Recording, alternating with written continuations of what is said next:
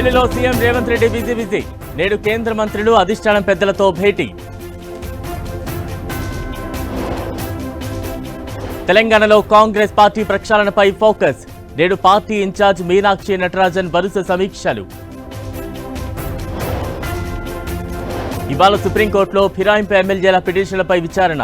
అత్యున్నత న్యాయస్థానం తీర్పుపై సర్వత్రా ఉత్కంఠ. నేడు మంగళగిరి టీడీపీ ఆఫీస్కు సీఎం చంద్రబాబు. పార్టీ వ్యవహారాలు, నామినేటెడ్ పదవులపై కీలక నేతలతో చర్చ.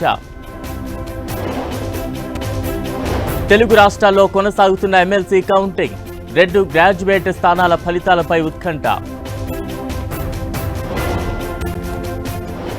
ఏపీలో 2 ఎమ్మెల్సీ ఎన్నికల ఫలితాలు ప్రకటన. పట్టభద్రుల ఎమ్మెల్సీగా ఆలపాటి, టీచర్ ఎమ్మెల్సీగా గాదే గెలుపు. నల్గొండలో పీఆర్టీయూ, కరీంనగర్లో బీజేపీ. టీచర్ ఎమ్మెల్సీ ఎన్నికల్లో శ్రీపాల్ రెడ్డి, మల్కా కుమరయ్య విజయం. చెన్నైలో 11వ రోజు కొనసాగుతున్న రెస్క్యూ ఆపరేషన్. నీరు ఉబికి రావడంతో పనులకు ఆటంకం.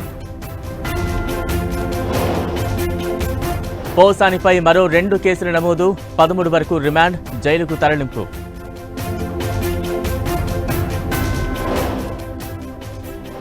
వల్లభనేని వంశీ బెయిల్పై ఉత్కంఠ. పిటిషన్ను విచారించనున్న ఎస్సీ/ఎస్టీ స్పెషల్ కోర్టు. రాజమహేంద్రవరం దగ్గర గోదావరిలో పడవ బోల్తా.